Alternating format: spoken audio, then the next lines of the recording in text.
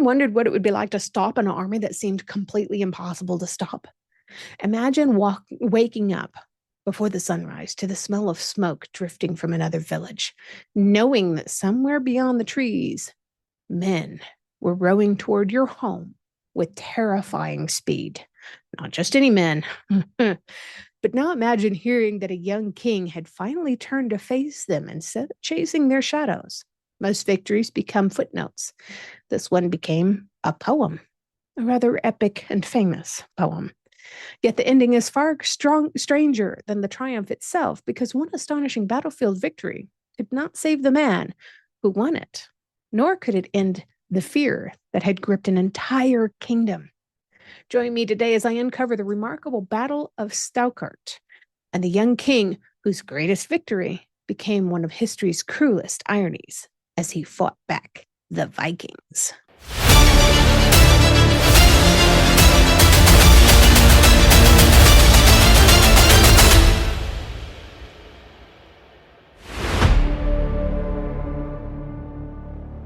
By the summer of 881, the people of West Francia had become painfully familiar with uncertainty.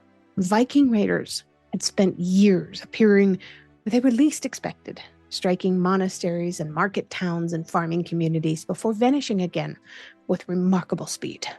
They were not mindless destroyers wandering at random. They understood rivers and timing and opportunity. They attacked places that could be reached quickly, looted efficiently, and abandoned before large armies could gather against them. After suffering defeat at the Battle of Fimien against Louis the Younger of East Francia, they simply shifted westward rather than surrendering their ambitions. I have a hard time pronouncing some of these Viking names, so give me just a second while I try to figure this one out, and I struggle through it. Kortrijk. So Kortrijk fell. Ars suffered. Cambridge followed. Amiens and Corby were sacked as well. It must have seemed as though the map itself had become a list of places waiting for their turn. History happens one frightened village at a time before anyone realizes that an entire kingdom has completely changed. The frustration for the Frankish kings was not simply that Vikings were dangerous. It was that they were elusive. Traditional medieval warfare depended upon bringing an opposing army into open battle, but the raiders rarely cooperated with anyone else's plans. They chose when to appear and when to strike and how long to remain. Kings could assemble thousands of soldiers, only to discover that the enemy had already disappeared over the horizon. Imagine trying to defend every mile of coastline, every navigable river, every prosperous monastery, every growing town. It was an impossible task, and everyone knew it. That's why fear spread faster than the longships themselves. The uncertainty became almost as damaging as the raids. Then something unusual happened. Louis III and his brother Carloman II finally managed to force the Vikings into the kind of battle that they had spent years avoiding. Near the village of Saucourt-en-Vimeu, the two armies met in what chroniclers describe as a full-pitched engagement rather than another brief raid or an ambush. According to the Annals of Fulda, around 9,000 Vikings were killed. Medieval sources often favor dramatic numbers, so historians debate the exact figure, but no one disputes the outcome. The Frankish army won decisively. For perhaps the first time in years, the invaders found themselves unable to dictate the terms of the fight. The men who had so often arrived unexpectedly were now trapped in a confrontation they could not just row away from. The victory resonated far beyond the battlefield because it represented more than military success. An old High German poem called the Ludwigslied celebrated Louis III almost immediately afterward, portraying him as a king chosen by God himself to defend his people. The poem explained the Viking invasion as divine punishment for human sin, for describing Louis as the ruler called to restore hope through courage and faith. That perspective tells us as much about the medieval mind as it does about the battle itself. People searching for meaning during frightening times rarely settle for chance alone. They wanted to believe that suffering had a purpose and that deliverance could arrive through someone willing to stand firm when others could not. The remarkable fact here is that the poem was almost certainly written while Louis was still alive, preserving not only his victory, but the extraordinary sense of relief that must have swept through West Francia after years of relentless fears. The celebration after Saucourt must have felt genuine because victories like this were painfully rare. Families who had lived under the constant threat of sudden raids by Vikings could finally believe that the Vikings were not invincible after all. Yet history have a habit of refusing tidy endings. Louis III had accomplished something remarkable, but remarkable victories do not suspend the ordinary risks of life. Barely a year after defeating the Viking army, this young king was dead. Not in some glorious battle either, not defending some fortress, not surrounded by thousands of soldiers. According to chroniclers, Louis III died in 882 after striking his head while riding his horse beneath a low doorway. Reportedly, he was chasing down some young woman through the streets because he thought she was attractive and he wanted to go and find her. The contrast is almost impossible to ignore. A man who had survived on one of the greatest military confrontations of his generation lost his life during an ordinary horse ride. Well, maybe not that ordinary. It's the sort of ending no novelist would dare invent because readers would insist it could never have happened that way. Well, truth is stranger than fiction after all. His death left behind more than just personal tragedy. It also robbed West Francia of a young ruler, whose reputation had transformed almost overnight.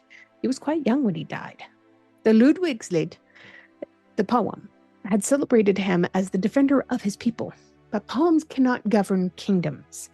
Leadership cannot be inherited by verse alone. Even more sobering was what happened next. The crushing victory at Saucourt did not bring the Viking Age to an end, of course. The surviving raiders simply shifted their attention elsewhere, turning increasingly toward Lothangria and continuing the pattern of raids that had haunted Europe for generations. One brilliant battlefield success had restored confidence, but it had not erased the larger problem. That distinction matters because we often remember wars through their famous victories while forgetting how stubborn the conflicts themselves can be. This is an important lesson hidden inside the uncomfortable truth. We naturally want history to reward courage with permanent success. We expect decisive victories to produce decisive peace. We expect things to end the way World War II did, at least in the history books. Real life rarely ever follows that pattern. Louis had been proven beyond a doubt that victoring Viking armies could be defeated in open battle, and that discovery changed the psychology of an entire kingdom. Fear no longer carried the same certainty it once had. People had seen with their own eyes that disciplined leadership and determined resistance could succeed. Sometimes changing what people believe is almost as important as changing a border on a map. Confidence becomes its own kind of weapon, especially after years of despair. The Vikings themselves deserves to be understood honestly rather than romantically through myths or exaggerated legends, which is basically all we have now. They were extraordinary sailors and gifted traders and skilled craftsmen and capable warriors, but they were not unstoppable forces of nature. And Ragnar never knew Rollo, much less were they brothers. They made strategic mistakes. They suffered devastating defeats. They adapted constantly to changing circumstances, just as every other medieval power did. Likewise, the Frankish kingdoms were neither helpless victims nor flawless defenders. Both sides evolved and learned and endured. Looking at them through that more balanced lens makes the Battle of Saucourt even more remarkable. was not one destiny defeating another destiny. It was human determination meeting human determination, with thousands of lives hanging in the balance. Perhaps that's why the memory of Louis III survived far longer than his reign, and not just because of his funky death. He ruled only briefly, yet generations continue singing about the day that he stood firm when so many others had been forced to retreat. His greatest achievement was not that he ended the Viking threat, because he certainly didn't. His greatest achievement was proving that fear itself could be defeated, even if only for a moment. Sometimes history remembers those moments because they remind every generation that impossible odds are not the same as impossible victories. The battlefield at Saucourt eventually fell silent, but the questions raised there have never truly disappeared. So let me ask you this. Do you think history should remember leaders more for the victories that they achieved, or for the hope that they gave the people even when those victories could not last? Do you have any examples of who else may have done something like this? Let me know what you think in the comments, and please make sure that you do that on the Facebook page if you can, the History Happens with Amanda Blackwood Facebook page, because I've been shadow banned and I'm not appreciating that very much. I would appreciate those comments, likes, shares, follows, anything, any kind of interaction, whatever. I love that stuff.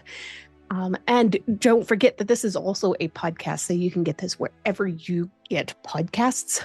And if you do that, the podcast comes out at 10 a.m. Mountain Time, whereas the videos on Facebook don't come out until 6 p.m. Mountain Time, which is usually about the time people are getting home from work. So either way works for me, just so long as you enjoy the stories. Thanks for watching.